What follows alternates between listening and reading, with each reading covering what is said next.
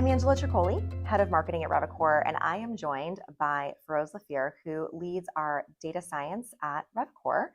I think we can all agree that AI is everywhere right now in the headlines. It's the number one topic in boardrooms, certainly vendor pitches, strategic conversations. It is everywhere. But I would argue it is probably one of the most overused and also misunderstood terms that most of us deal with today.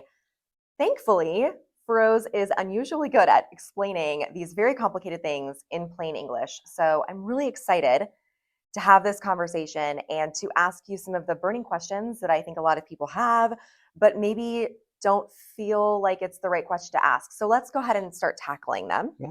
I want to start with the basics. When someone says they work in AI or that a product uses AI, what does that mean? Yeah, it's a good question. AI is a very, very, very big word, and there are things that people have been doing in this field going back 30, 40 years now, Yeah. and then there are things that everybody heard about in the past two or three. And so there's that ChatGPT moment that Mhm. happened in this field, where ChatGPT became extraordinarily popular for good reasons. But it's important, like, to remember that is a particular type of AI for a very particular purpose. Now people have taken that and turned it into lots of other things, but at least for us, we try to keep this in perspective. That is a thing. There are lots of other tools and lots of other techniques that exist in AI and machine learning and data science that are part of our business, continue to be part of our business, continue to be part of what we're building in the future. Yeah, absolutely. Now, most people probably first experienced AI through ChatGPT, as you mentioned. I think Yeah. that's when everyone said, "Oh, we have AI now." Um, but as you also said, it's been around for decades, in different shapes and forms. Why did this moment suddenly change the conversation when machine learning has existed for years? Yeah, because it's like if you walked into McDonald's and that was the first time that you heard of a hamburger, right? Like you could be forgiven for that, right? Because it's Sure. at every corner, it's very inexpensive, and you can get it anywhere in the world, right? Hmm. So it's easy to forget that there was hamburgers before McDonald's, and there was food certainly long before that. So, but I think what ChatGPT did is make all of these technologies accessible and immediate. Right? So you Yeah. can you can sit down in front of ChatGPT and you can ask a question and you get an answer. Whether Hmm. the answer is correct or not is a different thing, but it feels immediate. It's totally accessible. I think the knock on the AI industry, or AI and ML and data science in general, is that it's done by people who understand the field. Yeah. And if you were going to do an ML model 10 years ago or 5 years ago or even 2 years ago, you would speak to a team that are your experts in machine learning, and there's that translation, right? You don't get to really see behind the curtain. Whereas with ChatGPT, you open a browser and you ask a question and you get an answer, and it's really fast, and it's tuned to be pleasing. It's Hmm. tuned to feel human. It's tuned to answer your question. Again, sometimes whether that's the right answer or not, it's a different thing. But it's very, very. I think the genius of OpenAI was that they took an existing technology that a lot of people knew existed, um, but they turned it into something like with a super friendly face, right? And Yeah. and made it free. And so 8 billion people joined the chat, as my son says. It's amazing, right? But it's a good point. Like it became it became accessible and it's very friendly and it's very inviting. Um, but I think because of that, it also still feels almost magical. Like I don't know what's happening, but something is happening. So what is actually happening underneath the hood? Like, how does it work? Yeah. So the difficulty in that tool and all the other tools that's inspired, like Claude and so forth, is it's very friendly and also very authoritative, right? It Hmm. says like, this is your answer, or you should do this. And some tools are even like almost like a coach. Like, if you want to do that, you should wake up at 6 a.m. every day, and you should, do your 10 sit-ups and so forth. So it has this kind of human like persona to it. Hmm. but it's not human. Right. It's clearly not human, and it mimics some part of human intelligence, but and that's a philosophical question about whether it mimics or not. But it's definitely not human intelligence. It's maybe some slice of it, and what that is pattern matching. So Mm-hmm. there, when you put in a question into ChatGPT, it's not understanding anything that's in the thing that you put in, and nor is it understanding anything you just said. What it is doing is a very, very large scale pattern matching uh, exercise, right? Where you say, like, token by token, um, what's the next token that I should say here, right? And then there's, of course, some other sort of reinforcement stuff that happens. So it's not completely just that, but it's largely that, right? It's largely like, if somebody says, what's the weather like in Washington, ChatGPT isn't understanding weather or Washington or even the word what. It's going token by token and saying, well, of all the stuff that's ever happened on the internet that I've been trained on, of all the books I've been trained on, etc., it seems like this would be the answer, right? Yeah. And token by token, it's generating the answer, right? And so it's almost like unbelievable that you get such a comprehensive answer. There's reasons for that. But it's important to understand that there's no science. I mean, there's no intelligence there. It's just a lot of math at scale, and a lot of really good science, to be fair, Yeah. to the Google and OpenAI and Meta and all these teams that are working on similar technologies. Yeah, but you make a great point. It's not human intelligence, it's pattern matching. We've talked a little Yeah, bit before, you and I, about, the difference between deterministic and probabilistic, and how that really influences the answers that you're given, and the confidence that maybe you can have in those answers. By this point, most people have probably heard the term hallucination, yeah. right? And you've alluded to it. What does this mean in practical terms? And what should we be thinking about when we're using AI in the context of the fact that it may hallucinate?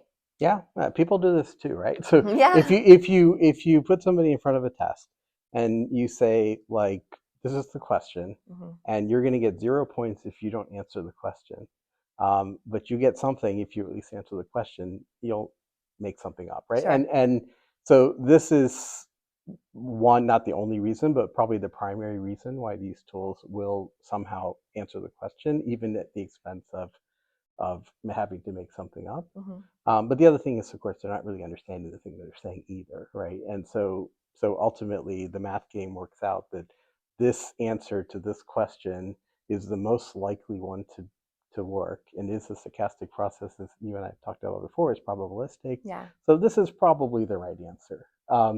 The most probable right answer, when you don't have the answer at all, is kind of a guess, right? Yeah. And again, people do that. These tools are trained to do that at scale. Yeah. So what that means, of course, when we're using them is be careful, right? So we're Yeah. using we for example, use these tools for, like, serious things, like, Hmm. like That's where it gets writing. dangerous, right? Like, people Absolutely, can make things up all the time, yeah, but if you're trusting this tool yeah. to give you that answer, maybe have some caution. Is Yeah, that and this is fair? the difference between using a tool like this for, let's say, planning your vacation Sure. versus what we do, which is, like, do serious work on Right. behalf of hospitals. And so for us to do that well, we have a different standard for what correct means, has to mean, right, to Hmm. do the work that we do for our hospital clients. And so all that means is just knowing what, again, there's lots of AIs out there. This is one. Knowing what its strengths are, knowing what its weaknesses are, knowing what controls you have to have around it, Yeah. right? And it's certainly possible, and we all do this, and everyone who does this professionally puts the right controls in place to make sure that you're not encouraging a bad answer and that you're catching one that probably wasn't correct. Makes sense. Makes sense. Um, for someone who is interested, but not exactly sure where to begin, either on a personal level or, let's say, on an organizational level, where do you start? Yeah, the free tools. I mean, Okay. it's both like the reason, to be fair, 10 years ago, 5 years ago, if you had a conversation about, well, we're going to use AI to improve revenue lifecycle, the answer would have been, come on, like, that's a big science project, and no one's going to take that seriously or put millions of dollars into it.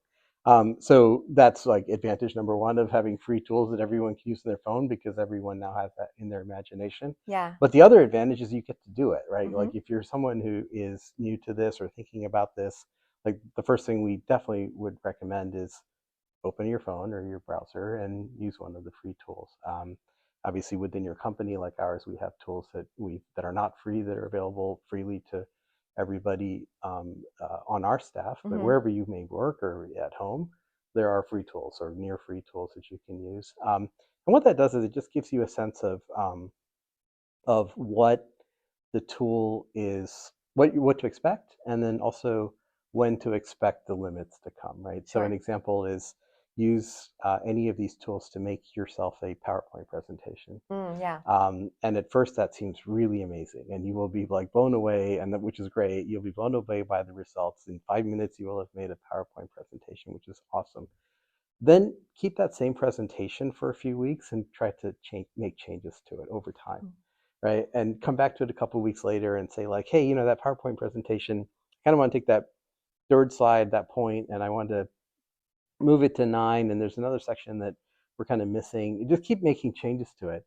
And then you realize that the PowerPoint presentation that was written 2 weeks ago by the tool didn't understand it or Yeah. read it, and it has no idea what's in it, right? So when you start, it's a little bit like that game of taking a piece of paper, making a copy of a copy machine, and then taking the copy and making a copy of it, right? And if you've ever done that in the days when we had copy machines, like you can, after about Starts to fade. 8 or 10 of them, you just have nothing, right? Yeah.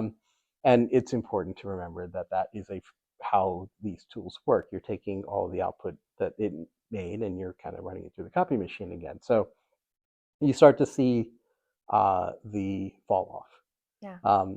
And so again, we're all human, and so it's normal to get super excited about the initial output, and you're like, oh, this is, and then you extrapolate, and you're like, oh, if I do this every day, I'm never going to have to Yeah. work more than a few hours a day, until you actually do it for a while, and you realize like, okay, there's a limit, right? Yeah. There is a fall off here. And then you start to realize that if you're going to use this in production, if you're going to have your team, for example, do all of your PowerPoints and your client presentations and so forth, in this tool, now you know what to expect, right? What to expect initially in that sort of euphoric period, but also how to make it sustainable Yep. and durable, right? And that's all part of doing this for real. Makes sense with priming, with tuning, and Yeah, just really making it something for you. yeah, Um, and managing the context of what's going in there, yeah. right? And that's what really like prompt engineering or context engineering is really going back to the how this works is pattern matching. Yeah. And so if what you get is entirely based on what you put in, right? And so if it's matching A to X, what's in A matters. And putting everything in the context is not effective. Hmm. Putting too little in the context is not effective. Moving the math in directions you don't want to go is ineffective. And so I think teams and people learn over time, like what's the right input to get the output that I want. Makes sense. Now, there's obviously a huge amount of hype and a ton of investment in this space. How do people separate what's genuinely useful, things that are going to move the productivity needle, from what's mostly noise and maybe even slowing teams down? Yeah. So I go back to um, the other technology hype cycles that we've all lived through, right? That's a great So point. so you go back to the internet, um, and you say, if the question you're asking is how can I scale a particular retail business using the internet in a way that reduces sort of my either increases my value of a customer or decreases the cost of acquisition of a customer, and I can now scale in a way that I couldn't scale before. That is a good set of questions. Yeah. Nowhere in that was how do I use the internet in my business. It was what does this new capability give me in a business context? Yeah. So very specific in how Yes. you're communicating. Yes, as opposed to there were people in the early days of the internet that said, I want to make a website, or I Hmm. need to internet my business, or make a website out of my Sure. business. And those tended not to be as successful, or at least not as impactful, maybe mildly impactful, right? And so we saw this with retailers, for example, on the internet. There was Amazon that didn't exist, and then there was a bunch of existing retailers that didn't quite have the same strategy Mm-hmm. behind them that Amazon did, and we Yeah. saw what the outcome of that was. So I think it's the same bit of advice. It's like I think I'm personally, and we are as a leadership team, skeptical of the hey, let's AI the thing, Sure. because that maybe isn't quite as well thought out. But what is hey, this is a new capability that we didn't have before. We have easy access to it. Let's go back to how we do our work Mm-hmm. and say like, hey, are there ways that we can make this better for our clients? Are there ways that we can make this more cost efficient? Are there things that we can do that impact our business? But it starts with what do you do, not hey, I want AI, right? Yeah. And I think that's probably going to be the same kind of difference between the Amazons versus the. I won't pick on anybody, but there were a lot of big retailers at the time that are no longer even around, right? Because Yeah. they didn't have this. They were also on the internet probably, but not with the same sort of thinking that let's say Amazon had. Yeah. Has to align with your existing processes. There has to be a clear ROI for why we're Yeah, doing this.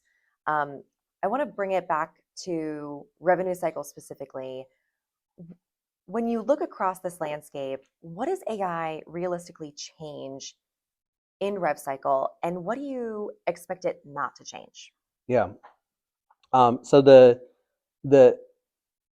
we're good at this because we have hundreds of people, thousands of people who have trained themselves over the course of a long time to understand this really well. So they can look Yeah. at a particular claim and they can say, "Oh, I see what might have been missed there," or this payment clearly isn't correct." There's a lot of intuition that goes into that. Hmm. That is like both the strength, I think, of people that are good at this. It's also the limitation because how do you scale that, right? And I think that's our approach to AI, and that's been Noah's approach and all of our approaches.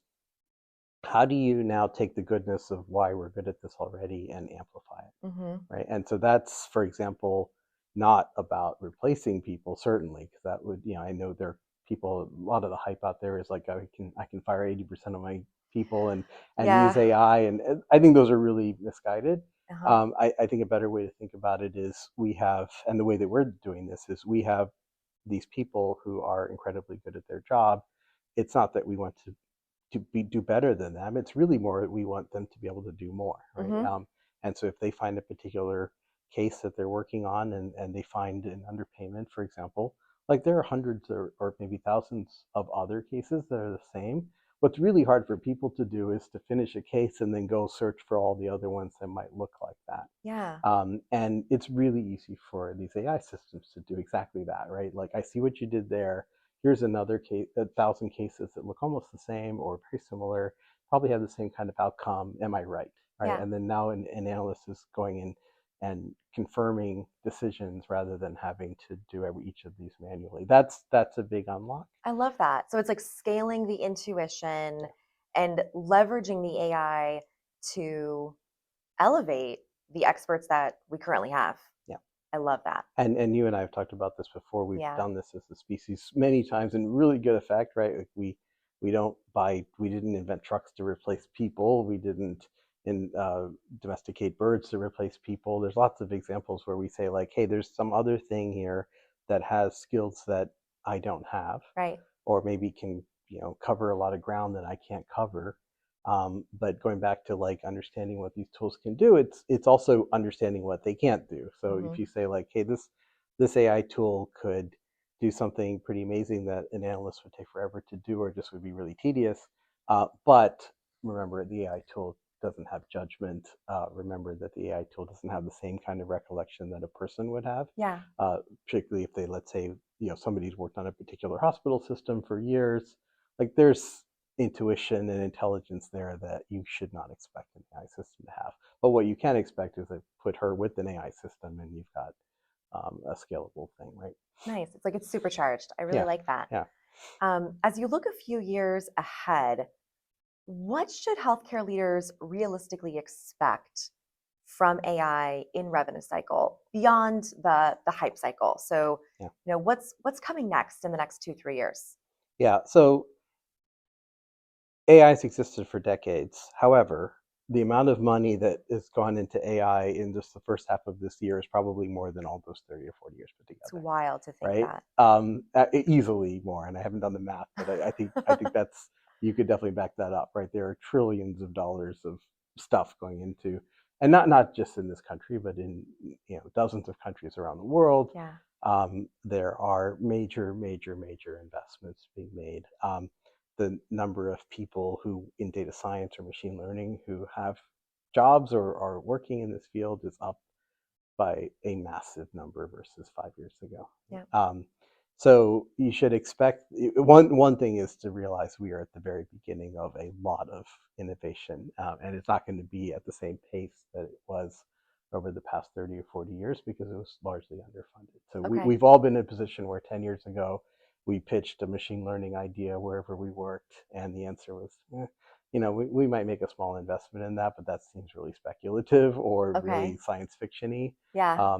And now it's the opposite situation. Every single leadership team, every single C-suite in every single country, not just in the US, every single country, every single company is now pushing their teams to say, what are we doing about AI? And how much are we investing in it? So, Yeah. That's so exciting though. yeah, no, it is very exciting. What that means is that we should like understand that the tools that we have in June of 2026 are definitely not the tools that we will have in June of 2027 or Wild. 2028, right? There's a lot Yeah. more coming. But again, I think it's just going back to not getting, let's say, totally enamored by a particular technology or a particular vendor, or Okay. don't sort of we wouldn't latch sort of all of our future uh, on Google or some particular company at this point. I think that's really premature, because the technology will advance so much in the next couple of years. Okay. But what we are doing, and we should do, and everyone should do, is think about, like, generally speaking, we know kind of what this technology is capable of. Like, what do we do around business process? What opportunities does that give us? What does that do to pricing? Like, how do we think about like how the business has to change? Which again is a lot of what the folks at Amazon, I think, were just much better at, history has shown much better at than their retail competitors at the time, Yeah. was because other people were saying, well, in my existing way of thinking and my existing way of work, how can I plug in the internet? That's not what Amazon was doing. Amazon was saying, in the world of the internet, what does a retailer look like? Yeah. What does this unlock for me? Yeah, exactly. And I think that's Amazing. exactly where we're going in this industry, and every industry basically, and, on the planet is going through that sort of thinking, and figuring that out, which is the exciting part. I love it. Well, with that in mind, um, if you were going to leave a C-level leader at a hospital or a health system with one practical takeaway about AI, what would you want them to take away from this conversation? What advice would you give? Yeah, I think one is just to remember that, like, again, when the internet was a thing, like when it came out, there were people that we all heard saying, like, well, we're gonna build a lot of that technology ourselves, and that turned out to not be smart. Amazon, for example, didn't build a lot of their own technology, and that's so the idea that AI is new to us, and so therefore, like, it's new to everyone else is not true. And Mm, so I think there's opportunities for more partnerships between different companies in this industry and every industry, to work together to solve some of this. I think some companies are generally better suited for certain parts of this problem than others, right? mhm, AI is, at the end of the day, machine learning, and it lives on data. It's like the real estate adage: location, location, location. Machine learning algorithms and AI algorithms that are the same, that are just a subset of that, are all about data. So mhm. data, data, data, right? And Yeah. so the first question you have to ask is, like, if I was going to train a system based on my own organization and what we know, what would that look like? But what would it look like if 100 organizations like mine were training a system? Would that be different? If the answer is yes, right, which it often is, Yeah. then now you're thinking about, like, not necessarily um, doing it yourself, but just like, what are my relationships with partners? What are my relationships with vendors? How do I collect data?